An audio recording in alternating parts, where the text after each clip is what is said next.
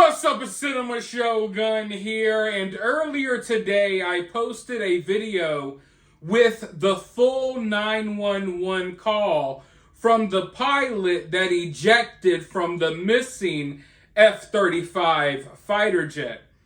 Now, something about that 911 call just does not seem right to me.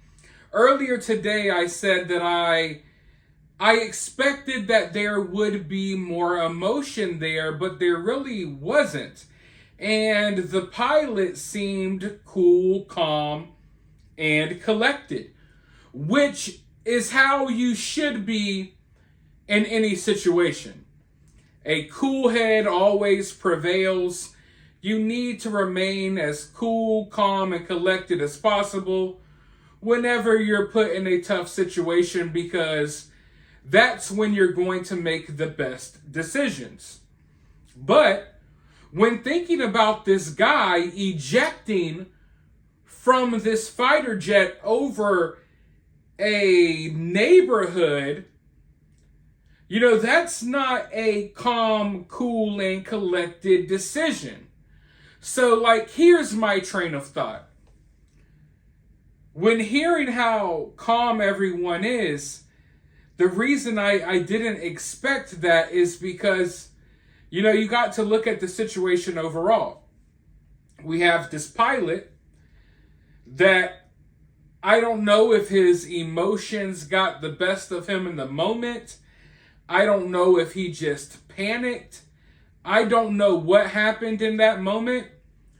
But we know that after he ejected, the plane kept flying. It's not like it was going to crash right that second. The plane kept on flying by itself in autopilot mode before eventually crashing. So in that moment, he was definitely not what I would call calm, cool, and collected. So you would think that after this happened, you would get a different response out of him. At least in my opinion. That's my train of thought. That's the way I look at this situation. Because from the sound of things, we had a pilot in the sky who overreacted. You know what I mean? He made a emotional decision, not a logical one.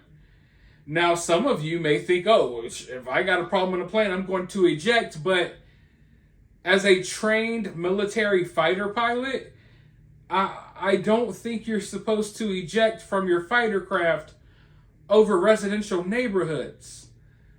So the response in the 911 call, I'm not saying there's something really weird and really strange about it.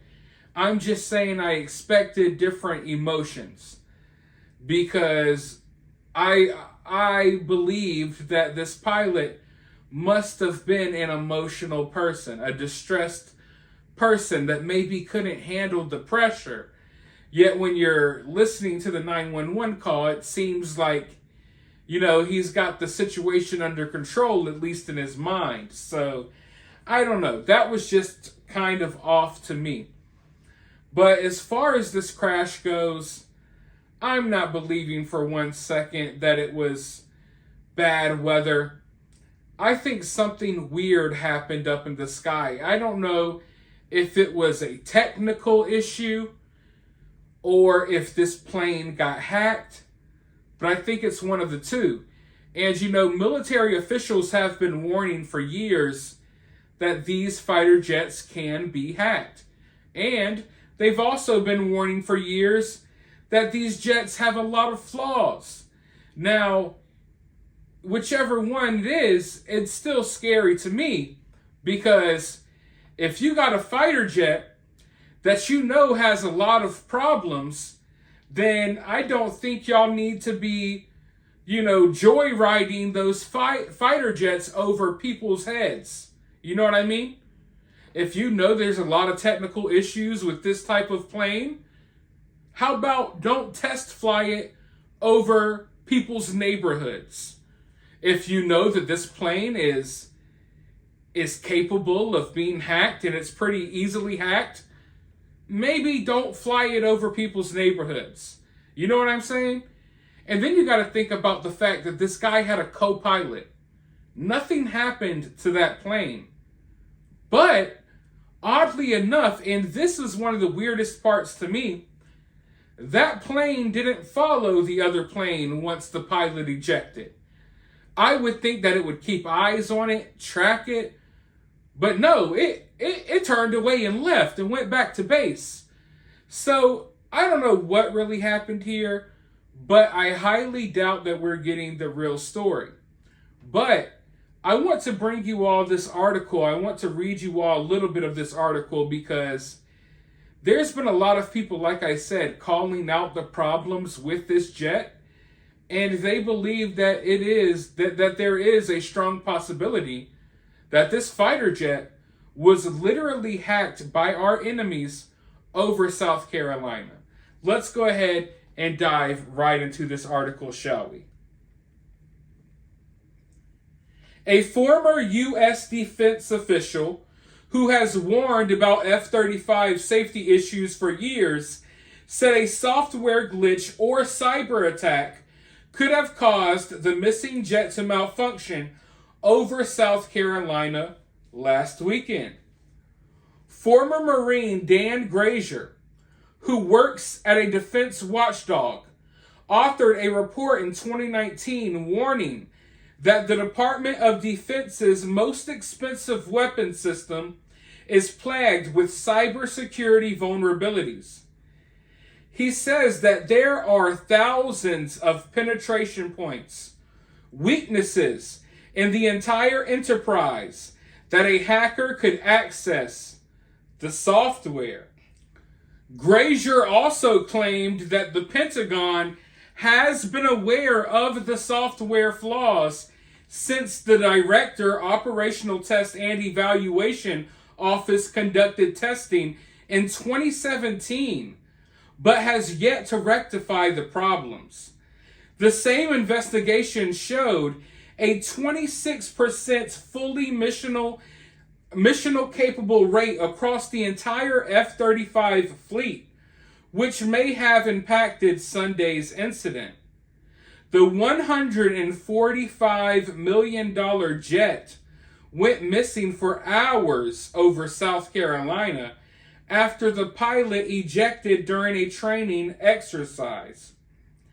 A spokesperson for the F-35 Joint Program says that for operational security concerns, they will not discuss cyber capabilities or protection measures. The Pentagon has refused to detail what caused what it called a mishap, but Grazier said it is possible this aircraft was hacked, but we will only know with the investigation. If I had to bet on this, it was a malfunction with that particular aircraft, and it could be a larger issue with the entire fleet.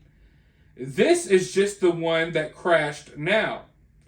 Grazier shared that the software is a backdoor to hackers, as it is a massive information network connected to the broader internet that can be accessed with the correct attacks.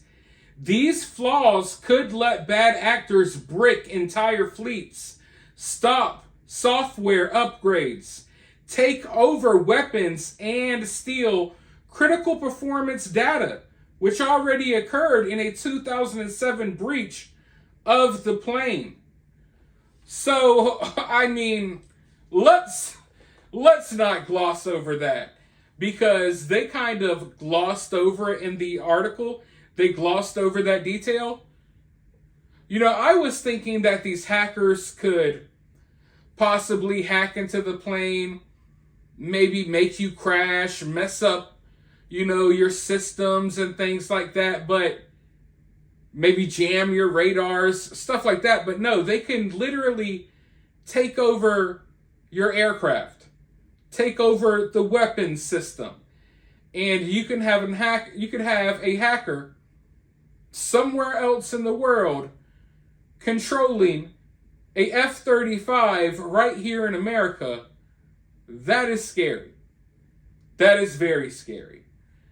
Now, I'm hoping that these were technical issues and that this is not the case. But it's clear that this aircraft, this type of aircraft, is very problematic. I didn't have much knowledge about all of the problems that the F-35 suffers from, but I'm honestly surprised that they're still using this. We're told that we have the best, strongest military, the best equipment, but the F-35 looks like a complete dud, if you ask me. I mean, it's capable of doing extraordinary things, but it's also capable of messing up. And more often than not, these planes are riddled with problems. And not only are they riddled with technical issues, and I don't even want to bore you with the details, but you can look into it. There's an extensive history here. And I do believe there was another incident with an F-35 that happened in Australia recently as well. But not only are there all of these issues with the plane, but the fact that it's easily hackable, that just adds to it. So I do believe something happened with this plane. I don't believe that we're being told the truth. If it was hacked, I think the American public deserves to know. But then again, I've been talking about stuff like this for a while, that I believe we're already in the middle of World War III. We just don't necessarily realize it yet because this war is going to be fought in a totally different manner. You don't necessarily have to send soldiers overseas when you can hack military aircraft and things of that nature from the comfort of your own home. You know what I mean? But who knows what happened here? Hopefully we find out more details. But even if we do, it's not like it's going to be the truth. Let me know your thoughts, though, down below. While you're down there, hit the thumbs up, hit that subscribe, ring that notification bell, and I'll talk to you all soon in the next video.